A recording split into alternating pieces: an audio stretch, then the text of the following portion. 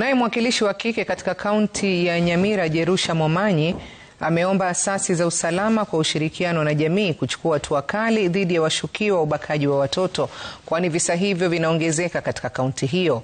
Kisa cha hivi punde kikiwa ni cha msichana mwenye umri wa miaka 5 kutoka eneo la Gesima aliyebakwa na kisha kuuawa, huku mwili wake ukipatikana nyumbani kwa jirani yake.